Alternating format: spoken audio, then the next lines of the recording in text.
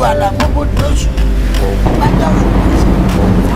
ó yẹ̀yìn tèmi ò déètì tí Osodiran máa jáde sórí YouTube ni mo ní kí n wá gbé yín débẹ̀ lónìí nítorí pé kí ni a ti mú déètì tí Osodiran máa jáde sórí YouTube tí gbogbo yín tẹ́ máa láǹfààní láti rí wò lórí YouTube. Mo ti sọ fún yín pé anytime tí Osodiran bá fẹ́ jáde màá wá sórí ìkànnì yìí ìyẹn Àṣeyọrí TV láti wá ṣe kí ni láti wá gbé yín débẹ̀ wípé Osodiran ti fẹ́ jáde. Ní báyìí mò ń láyọ̀ láti sọ fún yín wípé a ti finally mú déètì tá a máa release Osodiran nítorí pé kí ni a ti parí editing Osodiran gbogbo nǹkan tó yẹ ká ṣe láti ṣe lórí Osodiran. Osodiran ti di wíwò fún gbogbo ẹ̀yin olólùfẹ́ wa ó kù ká release ẹ̀ sórí YouTube ni mo dẹ̀ ti sọ fún yín déètì tá a máa release ẹ̀ máa sọnù fídíò yìí make sure pé owó fídíò ìdópin kó má bàa ṣe kí ni kó má bàa miss any part ńbẹ̀ tó bá dẹ̀ ń jẹ́ ìgbà àkọ́kọ́ rẹ ní lórí channel yìí ìyẹn Àṣeyọrí TV make sure pé ó ṣe kí ni ó tẹ subscribe button yẹn nítorí pé a máa wá láti wá máa gbé yín débẹ̀ déètì wo gangan ni Osodiran tí gbogbo wa ń retí máa jáde sórí YouTube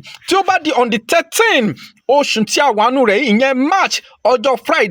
Friday tó ń bọ̀ a máa release Osodiran sórí YouTube full movie kì í ṣe ìpolówó full movie Osodiran tí gbogbo yín retí a máa release ẹ̀ sórí YouTube ní déètì tí mo sọ yìí ìyẹn on the 13 of this month ìyẹn Friday tó ń bọ̀ gbogbo yín ẹ máa láǹfààní àti ṣe kíni láti rí sinimá yìí wò Osodiran time wo ló wá máa jáde sórí YouTube ní on the 13 yẹn òun ni mo ti ní kí n ṣe kíni kí n tún gbé yín débẹ̀ nítorí ẹ̀ ni mo ṣe kíni mo ní ẹ wo fídíò ìdí òpin kẹ má bàa ṣe kíni kẹ má bàa miss any part kẹ má bàa miss any information tó yẹ kẹ gbọ́ nípa Osodiran ọ̀pọ̀lọpọ̀ ló ti ń search fún Osodiran lórí YouTube tó jẹ́ pé wọ́n wá wo fake Osodiran ìyẹn ayédèrú Osodiran nítorí pé kíni ayédèrú Osodiran ti pọ̀ ní YouTube tí ọ̀pọ̀lọpọ̀ àwọn èèyàn ti upload ṣùgbọ́n original one tá a fẹ́ gbé jáde ní on the 13 yìí táìmù wo ló máa jáde tí ẹ̀yin náà ṣe kíni tẹ́ ẹ̀ ń láǹfààní àti rí wò lórí YouTube tó bá di dédé agogo 4 ìyẹn ní on the 13 yìí ẹ jẹ́ kí gbogbo wa pàdé lórí YouTube yìí láti jẹ̀gbádùn sinimá ńlá yìí Osodiran ṣe rí Osodiran ó kọjá kọ́lé oṣó lẹ́wọ̀ tí gbogbo yín pariwo Osodiran tún ṣe kíni ó gáyàtà jùlọ nítorí pé kíni gbogbo àwọn àgbààgbà òṣèré tẹ́ a béèrè lọ́wọ́ yín pé ṣé ká gbé wọlé sí Osodiran tẹ́yìn fáǹsì wá dé suggest wọn bóyá ẹ kó wọn wọlé gbogbo àwọn àgbààgbà òṣèré la lò nínú Osodiran àgbààgbà òṣèré pọ̀ nínú Osodiran ní àwọn tí wọ́n mọ iṣẹ́ tíátà tí wọ́n mọ iṣẹ́ fíìmù gbogbo wọn la lò nínú Osodiran fún ìdí èyí mò ń láyọ̀ láti sọ fún yín pé a máa fa Osodiran já ó máa wọ season 12 bẹ́ẹ̀ ni season 12 part 12 la máa parí Osodiran sí part 1 to 12 ni ẹ ní wò tán season film ni nítorí pé kíni ẹ̀yin gan ẹ ní dọ́là ara yín rárá ṣe rí story Osodiran ó tún ta ju kọ́lé oṣó lọ bẹ́ẹ̀ ni mò ń sọ fún yín pé tẹ́ ẹ bá wo Osodiran ẹ mọ̀ wípé ó ṣe kíni ó ta ju kọ́lé oṣó lọ nítorí pé kíni àwọn effect tí wọ́n lò àwọn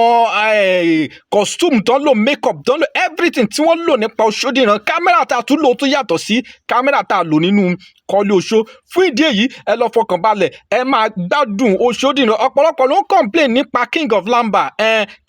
àkànṣáré jù yẹn sí láàrin ni ṣùgbọ́n Osodiran tí à ń gbé bọ̀ yìí ẹ̀yin gan ẹ gbádùn ẹ̀ nítorí pé most ọ̀pọ̀lọpọ̀ yín ló ń send message sí mi King of Lamba yẹn wáyé tó fi rí bẹ́ẹ̀ kíníkan ẹ má bínú sí wa ojoojúmọ́ kọ́ ni obìnrin ń dùn bẹ́ẹ̀ ni ẹ jẹ́ ká gbà yẹn bẹ́ẹ̀ ṣùgbọ́n Osodiran yìí ẹ máa rí pé ó máa ṣe kíni ó máa gáyàtà jù ó dẹ̀ ṣe máa ṣe kíni ó máa lágbára tó o bá ti subscribe sí channel yìí Àṣeyọrí TV make sure pé ó ṣe kíni ó tẹ subscribe button yẹn kó kúrò ńbẹ̀ nítorí pé kíni kó má bàa máa miss àwọn information tá a bá ń gbé wá sórí Àṣeyọrí TV make sure pé ó subscribe sórí channel yìí a máa gbé yín débẹ̀ nípa ti kọ́lé oṣó àti Osodiran àti àwọn sinimá míì tó láàmìlaka ní Yorùbá film industry gbogbo ẹ̀ láà máa ṣe kíni láà máa kó wá sí ìkànnì yìí ìyẹn Àṣeyọrí TV kó tó di on the 13 tá a tún pàdé lórí YouTube tá a tún jọ jẹ̀gbádùn sinimá ńlá tí mò ń polongo ẹ̀ fún yín yìí ìyẹn Osodiran ẹ jọ̀ọ́ ẹ bá mi share fídíò yìí káàkiri ibi tí ẹ bá wà lórí Facebook yín ni anywhere tí ẹ bá wà ẹ bá mi sọ pé share fídíò yìí kó kan gbogbo ẹ̀yin fans Osodiran lára láti lè mọ̀ wípé Osodiran ó máa jáde ní on the 13 ẹ máa bá wa share fídíò yìí kẹ́dẹ̀ máa comment pé Osodiran is coming bẹ́ẹ̀ ni ẹ máa drop ẹ̀ sí comment section wípé Osodiran is coming bẹ́ẹ̀ ni nǹkan tí ẹ máa drop sí comment section yìí mo dúpẹ́ lọ́wọ́ gbogbo ẹ̀yin tí ẹ̀ ń wo fídíò wa ẹ̀yin tí ẹ̀ ń share fídíò wa ẹ̀yin tí ẹ̀ ń comment a dúpẹ́ lọ́wọ́ yín àmọ́ lóore a tún máa pàdé ní on the 13 nígbà tá a tún máa ṣàlàyé bí ó bá ṣe ń lọ ní agboolé Osodiran aago 4 on the 13 ẹ já pàdé ní YouTube kájọ jẹ̀gbádùn Òṣódìran tí gbogbo wa ń retí látijọ́ yìí kó tó dìgbà náà àwa láwọn máa wá ẹ̀yin gangan láwọn máa bá lórí Facebook Samuel Monday Olúwayẹmí náà ni lórí TikTok Samuel Monday Olúwayẹmí lórí